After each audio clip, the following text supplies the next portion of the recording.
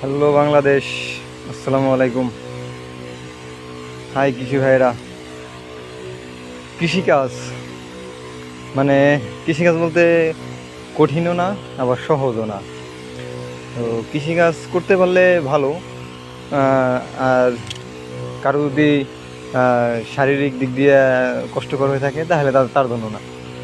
কিন্তু আমার কাছে ভালো লাগে কৃষিকাজ করতে। এই যে সারাদিন রোজা রাখা, আজকে 27শে রমজানের রাত। তো আমি চলে আসছি ইফতার করার পরেই মোটামুটি আমার দানাই শেষ স্প্রে করার জন্য, পেঁয়াজের দানাই। তো এখন 7:30 বাজে। আধা ঘন্টা পর মাগরিবের এশারের আজান হবে। তো আশা করা যায় যে আমার আজানের আগে শেষ হয়ে যাবে। বাড়ি যাবো, বাড়িতে গোসল করে নামাজে যেতে হবে, এশার নামাজ পড়তে হবে। তো সারাদিন রোজা রাখার পরে ইফতারের পরপরই চলে আসছি। তো কতটা মানে হইলে মানে কৃষিপ্রেমিক হইলে যে এখানে আসা যায়, কোনো পরিশ্রম মনে হইতেছে না। কারণ ফসল যখন ঘরে উঠে তখন একজন কৃষকের মুখে যে পরিমাণ হাসি আসে, তো এই কষ্ট তার কাছে কিছুই না। ওই যে আমার আব্বা লাইট ধরে আছে, ওই যে দেখা যায় হালকা একটু। তো মোটামুটি আমি ভয় পাবো নাকি সেজন্য আর কি আসছে দেখার জন্য আমি ভয় পাইতেছি কিনা। আজকে তো শেষ স্প্রে। তো ওষুধ কখন কিভাবে কি দেওয়া হয়েছে সেটা তো কারোর জানানো হয় নাই।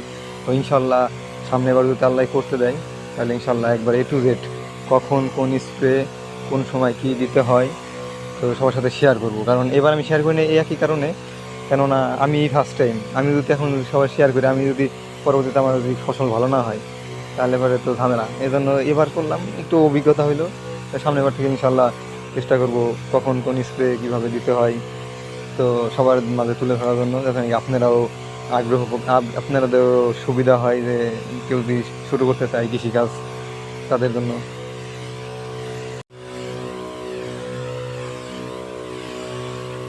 আলহামদুলিল্লাহ মোটামুটি ভালো একটা আসছে, কদম আসছে। তো তারপরও আমার কাছে অতটা সন্তুষ্ট মনে হয় না, তারপর ফার্স্ট টাইম করছি। তো ইনশাল্লাহ সামনে বার যদি আল্লাহ করতে দেয় তাহলে A to Z একবারে শুরু থেকে শেষ পর্যন্ত যতটুকু সম্ভব চেষ্টা করব, যতটা ভালো করা যায়। তো তারপর আল্লাহ ভরসা, আল্লাহ যদি চাই এর মধ্যে থেকে অনেক কিছু দিতে পারবে। আবার দেখলো এর থেকে ভালো হলেও আল্লাহ দেখলো নিয়ে নিতে পারে, তো বলা তো যায় না। আর একটা পানি দিলে বুঝছেন, এই যে ইগুলোই হইতো না, হাইগুলো মরতো না।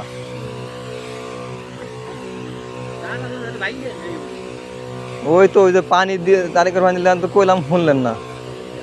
ওই তখন শুনতেন তাহলে আর এই সমস্যাটা হইতো না।